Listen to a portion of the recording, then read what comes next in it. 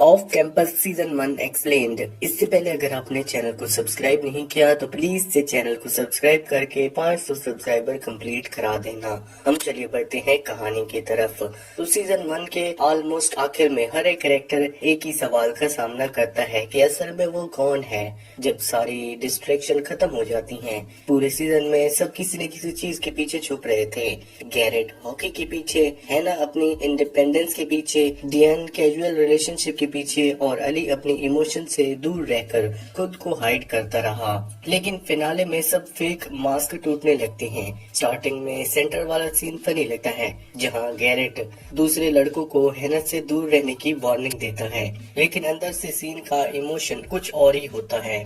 हैना गुस्सा भी होती है और एम्बेरेस्ड भी, लेकिन दिल के किसी कोने में वो ये भी चाहती है कि गैरेट को उसकी फिक्र अभी भी हो। ब्रेकअप के बाद वो बस ये देखना चाहती थी कि उसका खोना गैरेट के लिए भी पेनफुल था। लॉकर रूम वाला सीन भी इसलिए इम्पोर्टेंट है। रूमर से ज्यादा मैटर ये करता है कि दोनों की फीलिंग्स अभी तक खत्म नहीं हुई। फिर एनसीसीए पनिशमेंट सब कुछ उलट देता है। बैरियर की सारी वाइन्स चली जाती हैं और गैरेट पूरी टीम के डाउनफॉल की वजह बन जाता है। पहली बार उसकी मिस्टेक का असर सिर्फ उस पर नहीं बल्कि पूरी टीम पर पड़ता है। कोच जैसन को भी समझ आ जाता है कि प्रॉब्लम्स हॉकी नहीं, गैरेट की आइडेंटिटी है।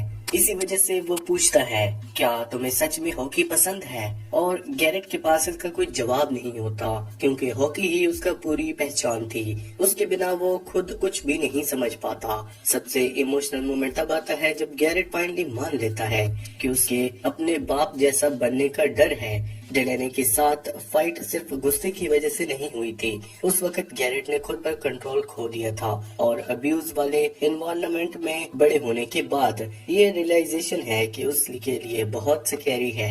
इसलिए लोगों का उसको रोकना इम्पोर्टेंट था, क्योंकि गैरेट को लगता था कि अगर उसको कोई उस वक्त ना रोकता तो शायद वो अभी भी अपने फादर जैसा वायलेंट इंसान बन जाता। इसके बाद उसकी पूरी पर्सनैलिटी समझ आती है। उसके ऑर्गेनाइजेशन, कंट्रोल इश्यूज और हर वक्त टफ बनने की एक्टिंग, सबसे पीछे सिर्फ एक ही डर था। फिनाले का असली इमोशनल हार्ट हैना है। पूरे सीजन में उसका ट्रॉमा बैकग्राउंड में छुपा रहा, लेकिन फाइनली वो सच बोल देती है कि उसके साथ असॉल्ट हुआ था जब उसको रोफ्ट किया गया था।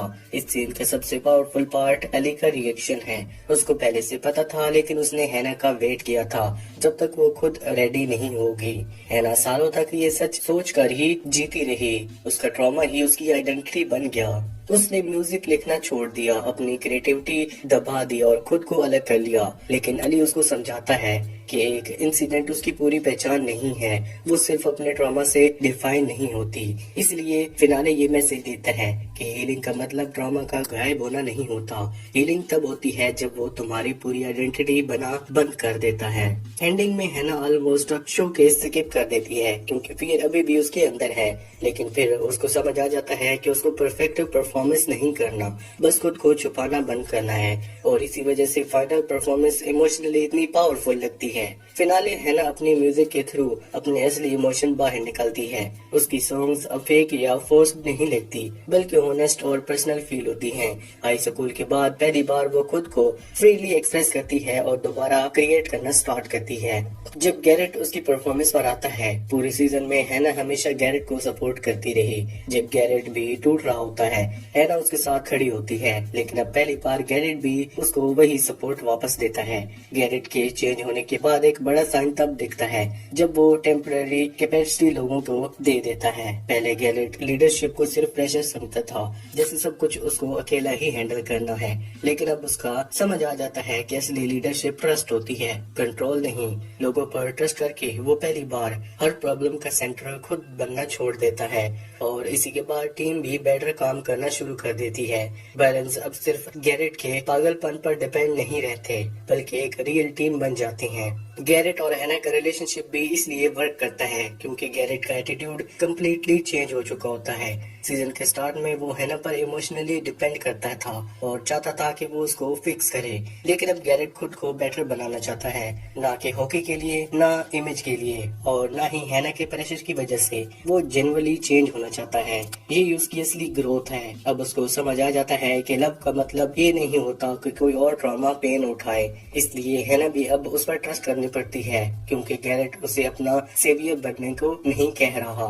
जहां गैरेट और हैना फाइनली ऑनेस्ट हो जाते हैं, वहीं डैन और अली का रिलेशनशिप कम्प्लीटली टूटने लगता है। दोनों बहुत टाइम से प्रिटेंड कर रहे होते हैं कि उनका रिलेशनशिप कैजुअल है, जबकि रियलिटी में फीलिंग्स काफी डीप हो चुकी होती हैं। अली का दूसरे लोगों के साथ स्लीप करने वाला आइडिया फ्रीडम नहीं, डर था।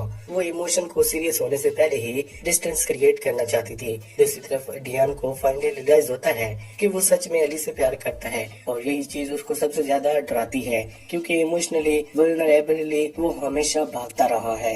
जब डेन फाइनली हिम्मत करके अपनी फीलिंग कन्फेस करता है, तब अली बताता है कि वो किसी और के साथ सो चुकी है और ये बात डेन को कम्प्लीटली तोड़ देती है। सबसे बड़ा ट्विस्ट तब आता है जब पता चलता है कि वो बंदा हंटर है। हंटर सिर्फ रैंडम हुकअप नहीं, बल्कि वो प्लेयर है जिसकी बैरियर को डिस्पेरेटली जरूरत है। डेन पहले से ही उसको पसंद नहीं करता और उसका कनेक्शन डेन की सिस्टर समर से भी होता है। अब relationship drama directly hockey story line के साथ क्लैश कर जाता है। एंड होता है सब कुछ और मैसी हो जाता है। टीम को हंटर चाहिए, डेन हंटर से नफरत करता है, अली हंटर के साथ रह चुकी है और अब सब कुछ एक साथ रहना पड़ेगा। पूरी स्टोरी का मेन फोकस आइडेंटिटी है। गैरेट ये समझने की कोशिश करता है कि क्या वो सच में हॉकी से ज्यादा कुछ है। हैना सोचती है क्या वो अपने ट्रॉमा से ज्यादा है।